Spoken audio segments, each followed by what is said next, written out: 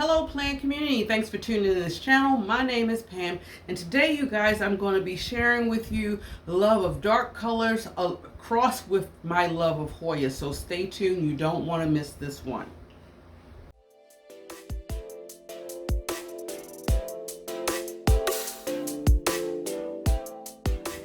Okay guys, so before we get into it, if you want to hit the subscribe button to help me out, I appreciate your support. Thank you so much in advance.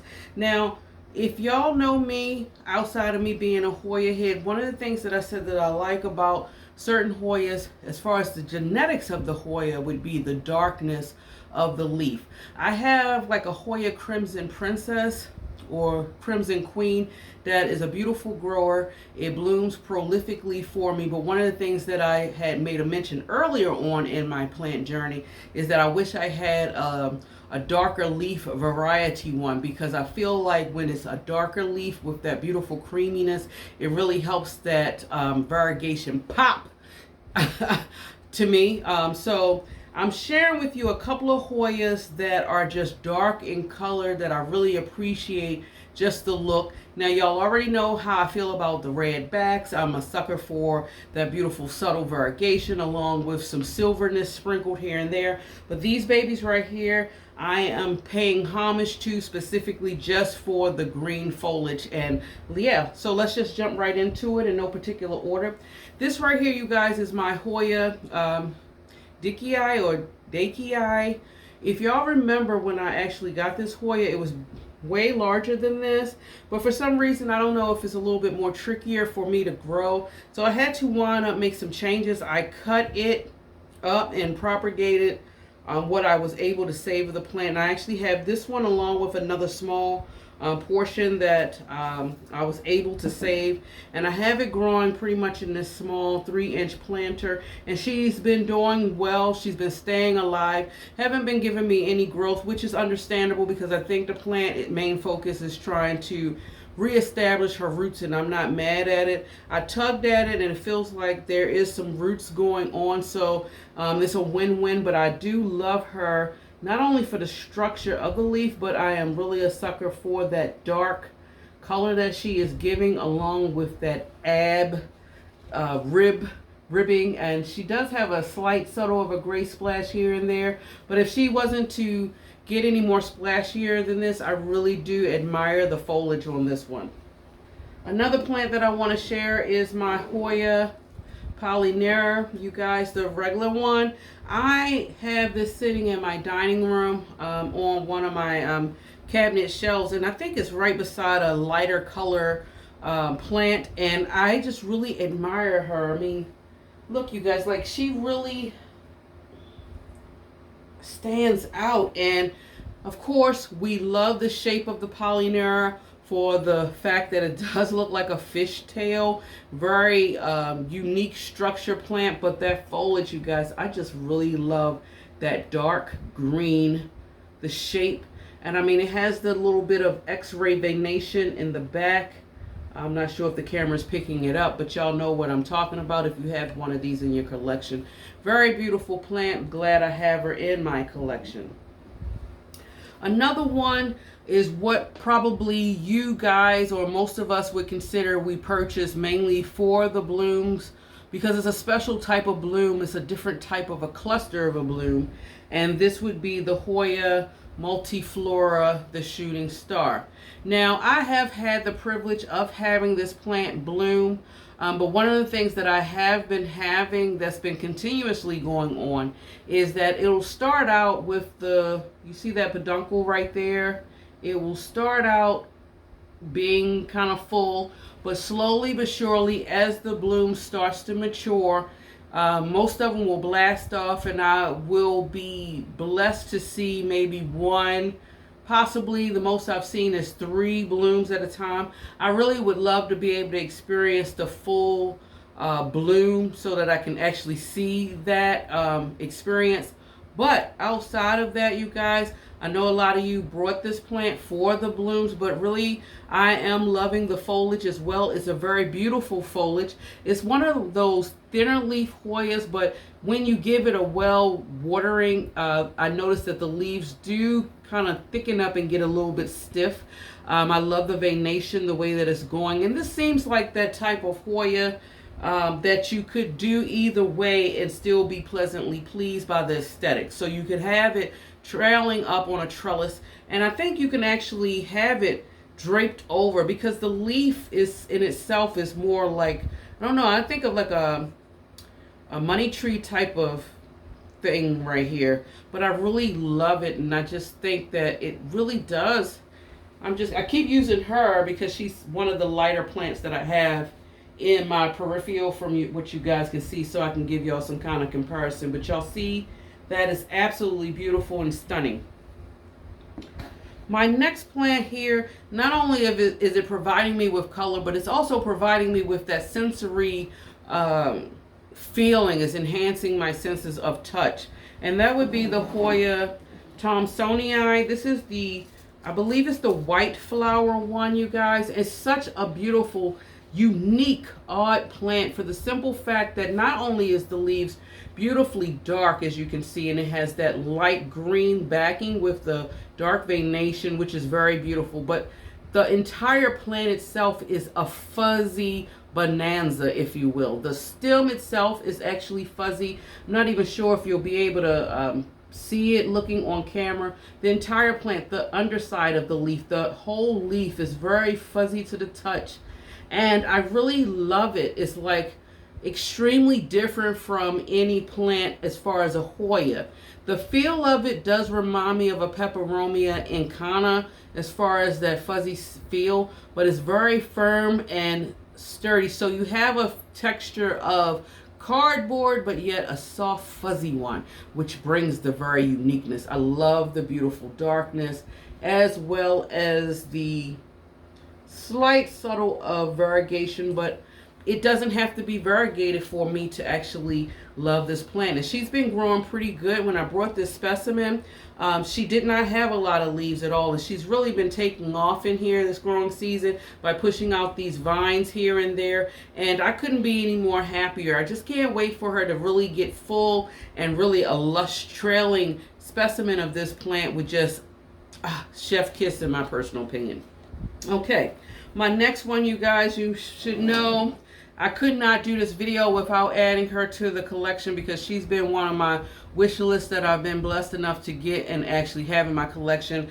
She's been in my collection now, I can say, almost a year, I'm not sure. But this is my Hoya Matilde, you guys. And God dang it, I mean, if you don't love a Hoya, if this doesn't do it for you, I just don't know what does. She is such a beautiful, easygoing plant. She's taking off as well this growing season, and I am happy.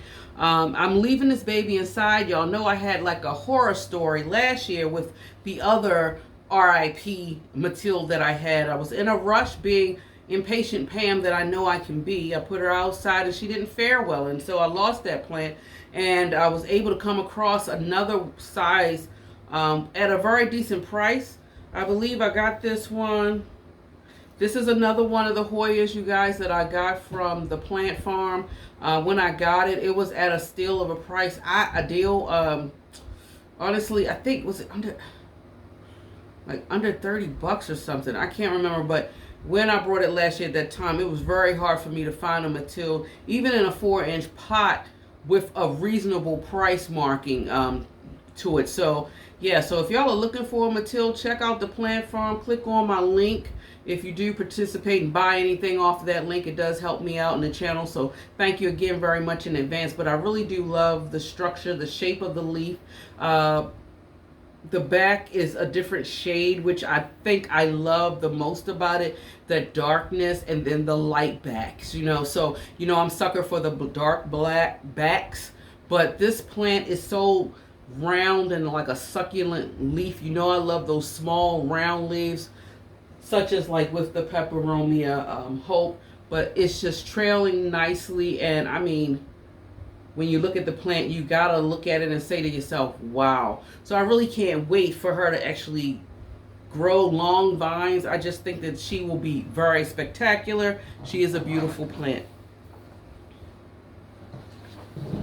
My next one, it kind of goes off of the Matilde as far as the small dainty leaves. This is a newly acquired plant that has not been in my collection long, but one of the drawing points, the reason why I purchased her was specifically for the dark leaves, and you guys, it's just beautiful. And this is my Hoya hushi. Now, of course, we are all after that variegated, inner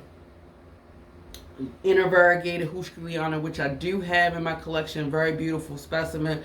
But if you want something that's very lush and full, you guys, and give you that beautiful darkness of these small dainty leaves, this is the plant to do it. This is the white, I think this one is the white flower one.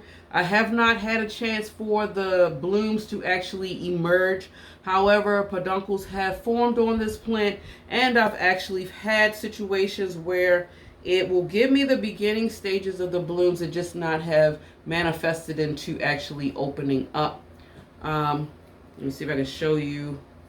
So this is the stage of where one is at, and I have several actual blooms that looks like this, and then I do have some where it's in the very beginning stages. I don't know if the camera's gonna focus. Let's see. You know, that light, it's kind of hard for me to hold the plant up and kind of, y'all see it a little bit. So it'll start doing that, and then it will get up to a different color, but it hasn't opened up yet. If it does open up and actually bloom for me, of course, y'all know I will more than likely share it with you guys in a short. But it has, let's see, it's done a few of it, and this one is growing outside, you guys. She is getting wild. I love the vines, the vines that she is producing. So, you know, honestly, if she doesn't flower, it's okay. But if she does, oh my gosh, the bloom is really going to pop out of the foliage, because the foliage is a nice green, dark variety. So anything, look at it. I'm just looking at my top right here. It's like with the red, it's very beautiful, you know, and I really do love it, and super glad that I have her in my collection. And she's a moderate, to my surprise, a moderate grower. I wouldn't say super fast, but she's not a slow one. I think she grows a little bit faster for me than my variegated hushi. However, to be fair to my variegated one, the all green variety I do have hanging on my Hoya wall outside. I'm a little bit too afraid to put the variegated one out there because her leaves are a little bit thinner, and I'm a little bit concerned. And I learned my lesson from the Matilde from last year, so don't want to take any chances. So now, my last and final plant, I had to put her on this list because that was the reason why I didn't even know this plant existed until I was scrolling through something, looking at different plants, and I said, wow, what is this? This is unique. I love the structure, shape of the leaf, and the darkness of the leaf. This is the main reason why I brought this plant, was for the darkness. And this is my Hoya. This is the mirabillis. You guys, this plant is beautiful, and it has grown a good size since I put her outside. When I first purchased her, this is another plant that I have not had for a year yet, and I purchased her. She didn't even really have this vine, and this vine wasn't even that long either. It was a little subtle, small trail that she had going on, but since I put her outside, to my surprise, she has really taken off. You guys, I really love the structure of the leaf. It's very long, and I don't know, that dark color, my goodness. It's long almost in a sense of maybe a Shepherdii, but it's not as narrow, I guess, as a Shepherdii. And it has a very sharp point edge. A peduncle, I believe this was a peduncle. It has formed, but unfortunately nothing came about it. But man, oh man, if she was to bloom, woo! You talking about something stunningly sexy and beautiful. This is one that does it for me. It checks off the box. And I mean, Like, that foliage is just something about it. And then let me show you guys this. I mean, it's so cute how they come out. You see that? Those baby leaves right there. They start off, and this is a leaf too, you guys. Oh, is it a leaf? It's so tiny I can't see. I don't know. It actually looks like a leaf, but I'm not even sure. It's so small. I don't know if it's like a leaf or aerial root, but I believe it. It's just so interesting how leaves come out so tiny and dainty, and then they can just turn into monstrous sizes. It's just beautiful, a sight to behold. Very satisfying as a plant parent or any plant grower to actually see. I don't know, just beauty, right? So this pretty much is the last plant that ends this video. Please let me know, you guys, of your dark plant babies, whether it be a Hoya or a particular philodendron or anthurium, whatever dark plant that is like pulling at your heartstrings that you love a lot and you're so glad and appreciative to have in your collection. Maybe you guys will actually point out plants that I'm not familiar with, and you know, y'all may tempt me as well to actually add another plant to my collection as if I needed one. So, but anyway, keep in mind, you guys, if you love foliage as much as I do and you love listening to planty things, definitely subscribe to this channel if you have not. Continuously to do what? Push those thumbs up. They really have been helping. I need you to do it. I'm counting on you. I believe that you will help me as y'all always have. Enjoy your day wherever you are in the world. And until next time, guys, much love. See you later.